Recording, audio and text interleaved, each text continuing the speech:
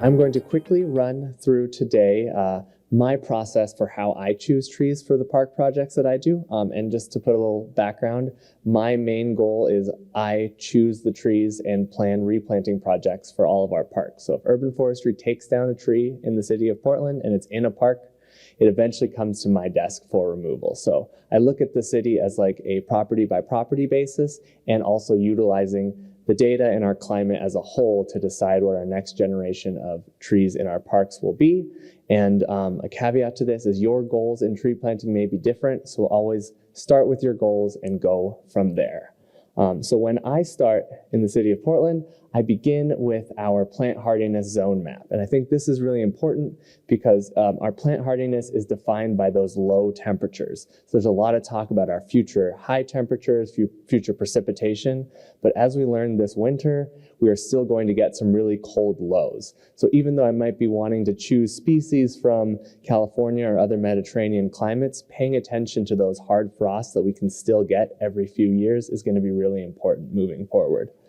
Next, University of Maryland has this great climate prediction tool that allows you to click on your city or a city near you, and it'll give you what they think your climate will be in about 60 to 70 years. So for Portland's case, they think that our future climate in terms of the summer highs and summer precipitation will be much like Sacramento. So you can expect, instead of having our highs being around 80 to 85, they're expecting average highs of around 100 degrees. And if we're losing 88% of our summer precipitation, that essentially means no rain in the summer. So we need something that can handle that zone 8 to zone 7 cold temperatures, as well as our future climate that they predict for us. So from there, I will take our climate, and that is going to be different for your different cities, and look for similar ecosystems that are nearby.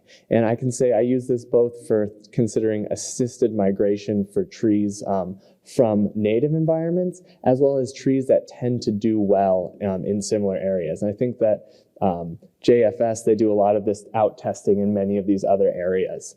So for us, we are in this zone, this area 7, the Marine West Ecosystem Forest. So I'm going to be looking at trees that are native to or do well in those Mountain Wests, the Cascades, the Sierras, the Northern Rockies, trees that do well in the Mexican Rockies or Southern Rockies. We also have seen good success. Matt mentioned the silverleaf oak, and we have other trees that come from those desert sky islands, that 12 in Arizona, New Mexico.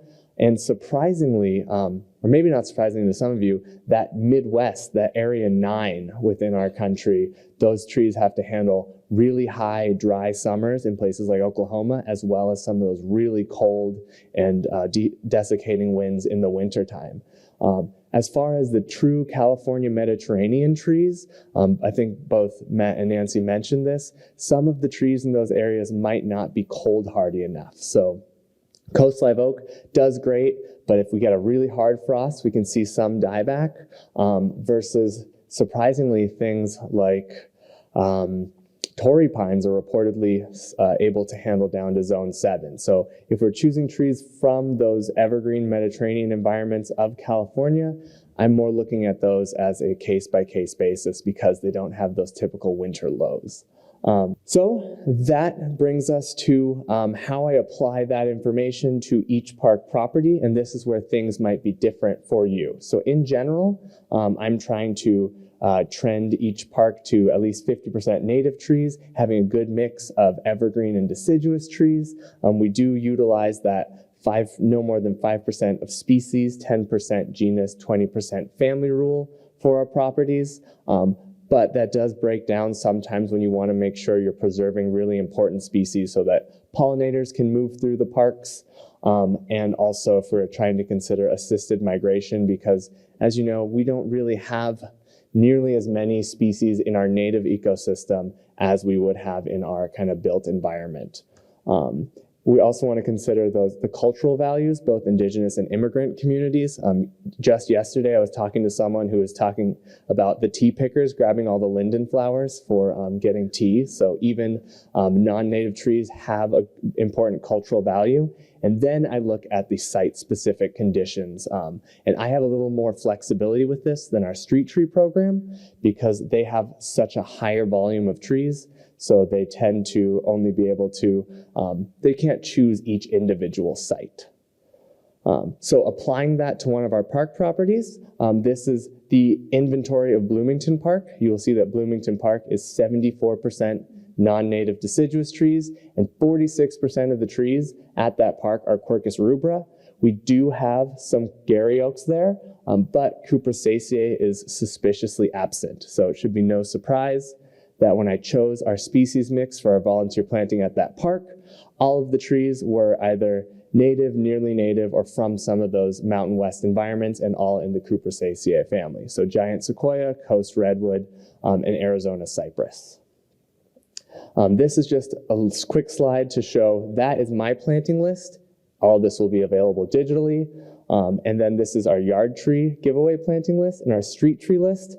And this is really to show you that we're much more dependent upon the native species in our open spaces and lawn areas because there are some more limiting factors when it comes to street tree planting. Finally, I would like to go and highlight that site selection really matters. We don't have a huge amount of data on long-term success and monitoring, but we've been told a lot about western red cedar decline, but you'll notice at the bottom of this slide here, all of the western red cedars that we have monitored have survived. And that really goes to show that we are planting them in those sites that we know they're going to do well, versus Cascara, the ramnus at the top, is one of our poorest performers. And that's, I think, because it's one of the only native trees that's small enough to force into small planting strips. So we're kind of putting that tree into places where it doesn't make sense. So ultimately, your site selection is really important. And I am out of time, but in case you wanted to see some trees that did not do well, you'll notice that many of our native evergreens don't do well, and that just means we need to experiment with stock type sourcing or planting cultivation tactics so that we can get more of them, because we're not going to stop planting those species. So that's it. Thank you for your time.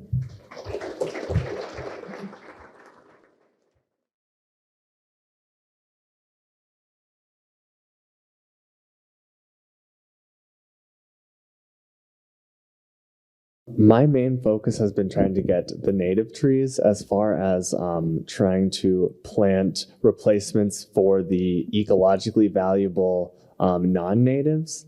That would be a good person. So I know Joel was in here. So Joel is our tree inspector that's really into bird health, as well as we get to talk to Ryan, who's in the other room. But those are really good resources as far as replacements that are still valuable for birds. Unfortunately, I have not observed them, and most of the trees I look at are tiny, so they're not reaching that middle age group where they are becoming really good habitat yet.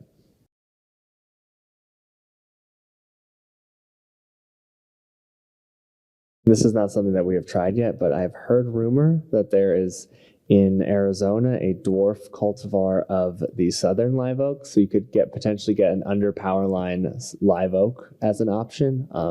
And where you can find those, I don't know, but that would be a really cool one to try.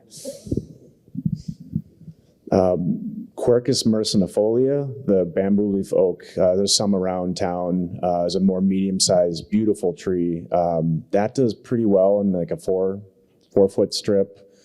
There's a lot of smaller oaks from the Southwest, like Quercus gregii, and the whole range ranging down to almost shrubby, and you can find them. Sisters Nursery sometimes produces them. You have to put that effort in to source these things. But as far as small conifers, the Van der Wolf's pines performed really well for us. That's a little bit more beautiful tree, smaller scale. But again, I don't know, it's not a great, are we wrapping up? Maybe not great street tree application.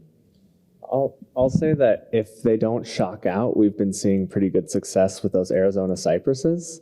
We can only get the dwarf cultivar, which is blue ice, that's supposed to top out at about 20-25 feet. So they either shock out or they start growing like 4 feet a year and need no water. So those are a cool one for a smaller conifer, but they do need to be limbed up because they'll hold their limbs for a long time. Yeah, I agree. Those are promising.